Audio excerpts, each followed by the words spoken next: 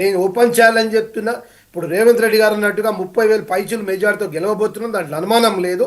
తర్వాత ఇప్పుడు మీరు చెప్తున్నారన్న బై ఎలక్షన్ అనేది ప్రభుత్వానికి ఎట్లుంటుంది అంటే ఖచ్చితంగా గెలిపించుకోవాలి, లేకపోతే ప్రజల్లో అంటే ఉన్న ఫ్యాక్ట్ మాట్లాడతాను నేను ఏదైనా కానీ.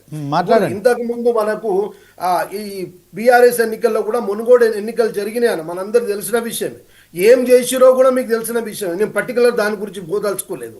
ఇనవా ఇప్పుడు నువ్వు చేసే సంసారం నేను చేసే విచారం అన్నట్టు మాట్లాడకూడదు. ఎక్కడైనా బై ఎలక్షనే. దేశం అంతా బై ఎలక్షన్ మీద పెడుతుంది. ఇప్పుడు మీరు జనరల్ ఎలక్షన్లో పట్టించుకోరన్న. ఏ ప్రభుత్వం ఉన్నప్పటికీ జనరల్ ఎలక్షన్లు ఏముంటుంది అంటే సరే ఏదో ప్రభుత్వం వస్తుంది ఏదో పోతుంది అనుకుంటారు. కానీ ఇప్పుడు వాళ్ళు ఏమంటారంటే బై ఎలక్షన్ వచ్చే వరకు ప్రభుత్వం రెఫరెండం మన కాడికి తీసుకొచ్చేసారు పరిస్థితి. నేను ఓపెన్ ఛాలెంజ్ చెప్తున్నా, ఇప్పుడు ఇది గెలిచిన ఖచ్చితంగా జూబ్లీస్ గెలుస్తాం అంటే ప్రభుత్వానికి పాజిటివ్గా ఉన్నట్టు బీఆర్ఎస్ ఒప్పుకోవాల్సిందే ఒకటి. రెండవది అదే మాదిరిగా అదే ఫార్ములాగా కంటోన్మెంట్ కూడా జరిగింది, తప్పులేదు. అయితే మిగతా 119 నియోజకవర్గాలు కూడా అభివృద్ధి జరుగుతుందండి. ఈవెన్ నేను కూడా ఒక ఉప్పల్ నియోజకవర్గ ఓటర్గా ఉన్నాను. మా దగ్గర బీఆర్ఎస్ ఎమ్మెల్యే ఉన్నారు, మేము కాంగ్రెస్ పార్టీ లేదు. అయినా కానీ 1,000 కోట్ల నిధులు మా దగ్గర వచ్చినాయి. మీకు కావాల్సుకుంటే పేపర్ రూపంలో చూపిస్తాను, ఊరికే బట్టగాల్సి మీద వేసడం అది కరెక్ట్ కాదు. ఇక అక్కడ వరకు పెడదాం. ప్రతి నియోజకవర్గానికి అభివృద్ధి నడుస్తుంది. సరే అప్పుల విషయం వస్తాం. సరే మీరు 10 సంవత్సరాలు అధికారంలో ఉన్నారు, మీరు ఏం చేసారో దేశ ప్రజలందరికీ తెలుసు, మీకు తెలుసు. అవి సరిదిద్దుకుంటూ అభివృద్ధి నడవాలా, సంక్షేమం నడవాలా. ఇప్పుడు 2 కండ్లు జోడెట్లలాగా నడుస్తేనే ఈ యొక్క రాష్ట్రం నడుస్తుంది, సమాజం నడుస్తుంది. కాబట్టి అభివృద్ధి చేస్తున్నాము, అదేవిధంగా బ్యాలెన్స్గా ఏవైతే ఇప్పుడు సంక్షేమ పథకాలు కూడా ఇవ్వాల్సిందే. కాబట్టి 2 బ్యాలెన్సింగ్గా నడిపిస్తున్నామన్న అనుమానం లేదు.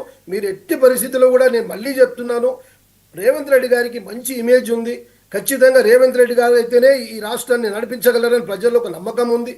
మీకు రానున్న ఎన్నికల్లో, మీకు రేపు స్థానిక సమస్యల ఎన్నికల్లో కూడా మీరు ఒక్కసారి ఆలోచించండి. వీళ్ళు 2 పార్టీలు కూడా ఏ రకంగా పోతాయన్న. ఇప్పుడు ఈ తెలంగాణ రాష్ట్రంలో సింహభాగమైన బీసీ ప్రజలు ఉన్నారన్న. వాళ్ళకి 10 ఏళ్ళు ఉన్న రోజుల్లో వీళ్ళకి ఏ రోజు కూడా వాళ్ళకి రిజర్వేషన్ కల్పించాలి, వాళ్ళకి 50%, 42% రిజర్వేషన్ కల్పించాలనే ఆలోచన 2 పార్టీలకు లేదు. కానీ వేరే కాంగ్రెస్ పార్టీ రేవంత్ రెడ్డి గారు రాగానే చిత్తశుద్ధితోటి చేయాలి, బీసీ సోదరులకు ఏదో ఒకటి మాట ఇచ్చినాం. రాహుల్ గాంధీ గారు అందరూ డిక్లరేషన్లు ఇచ్చినారు అన్న ఒక చిత్తశుద్ధితోటి ఆయన ఈ 2 పార్టీలను తీసుకుని అసెంబ్లీలో చర్చ పెట్టి చట్టాలు తీసుకొచ్చి, ఆర్డినెన్స్ తీసుకొచ్చి, జీవో తీసుకొచ్చి ఎన్నో ప్రయత్నాలు చేస్తే ఇలా భారతీయ జనతా పార్టీ చేతిలో ఉన్నటువంటి ఆయుధాన్ని కూడా వాళ్ళు వాడుకోలేకపోయారన్న. ఈరోజు తెలంగాణ రాష్ట్రంలో 2 ఎంపీలు అన్న. అది కర్మకేందంటే బీసీ ఏమంటారు అంటే బీసీ ఉద్యమ నాయకుడు బీసీ ఆర్ కృష్ణ అన్న కూడా రాజ్యసభ మెంబర్. అట్లా 2 మినిస్టర్లు, 8 ఎంపీలు. ఈ తెలంగాణ రాష్ట్రం ఓట్లు లేకపోతే నరేంద్ర మోడీ గారు ప్రధానమంత్రి అయ్యేవాడు కాదని. ఇవాళ చంద్రబాబు నాయుడు, నితీష్ కుమార్ లేని పరిస్థితి ఏంది? ఇవాళ 8 మందే కదా మన కాపాడింది. కాబట్టి వీళ్ళు 8 మంది, 2 ఎంపీలు, 2 రాజ్యసభ మెంబర్లు పోయి కూర్చొని 9th షెడ్యూల్లో చేర్చి ఆర్టికల్ 31లో పెట్టేసి బాబు లోక్సభ రాజ్యసభలో 2 పెట్టేసి ఇనవా రాష్ట్రపతితో ఆమోదం చేస్తే ఎంతసేపనా కానీ చెయ్యరు, కాలయాపన. మళ్ళీ విచిత్రమైందంటే బీజేపీ వాళ్ళే మన ధర్నాలో పాల్గొంటారు. దీని ప్రజలకు అర్థమైతలేదు. ఇప్పుడు ఎవరు చేయాలి దీన్ని? ఎవరు దీన్ని బిల్లు చేయాలా? ఇప్పుడు కేంద్రంలో పార్లమెంట్లో కానీ రాజ్యసభ లోక్సభలో పెట్టాలి. ఎవరు పెట్టాలి? వాళ్ళే పెట్టాలి. 2/3 మెజార్టీ ఉంది కదా, మేము మద్దతు ఇస్తున్నాం కదా.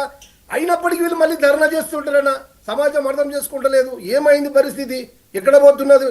ఇప్పుడు నిజంగా కాంగ్రెస్ చేతిలో ఇది ఉన్నట్టయితే వై నాట్? డెఫినెట్గా మేము ఇనిషియేటివ్ తీసుకుంటాం. ఒకటి, మీరు వాళ్ళకి ఇష్టమైన బిల్లులు చేస్తారన్న. వాళ్ళకి ఇష్టమైన బిల్లులు ఇప్పుడు ఈడబ్ల్యూఎస్ ఉందన్న, ఎకనామికల్ వీకర్ సెక్షన్. దాన్ని ఎవరు అడిగిరన్నా? అయినా తెచ్చిరు. సరే మేము కూడా మద్దతు ఇచ్చినాం. అట్లా ఇది కూడా పెట్టొచ్చు కదా, పెట్టారు. అట్లాగే త్రిపుల్ తలాక్ కానీ ఇదని అదని వాళ్ళకి నచ్చిన బిల్లులు మటుకు పెట్టుకొస్తారు. ఈ ప్రజలకు సంబంధించి, దేశానికి సంబంధించి, బీసీ ప్రజలకు సంబంధించిన అంశం మటుకు తీసుకురారు, పెట్టారు. పైగా వీళ్ళు మళ్ళీ ధర్నా చేస్తారు. ధర్నాలో వీళ్ళు పాల్గొంటారు. జనాలు కన్ఫ్యూజ్ అవుతున్నారు. ఎవరి మీద ధర్నా చేస్తున్నారు? ప్రజలు స్టిల్ కన్ఫ్యూజింగ్.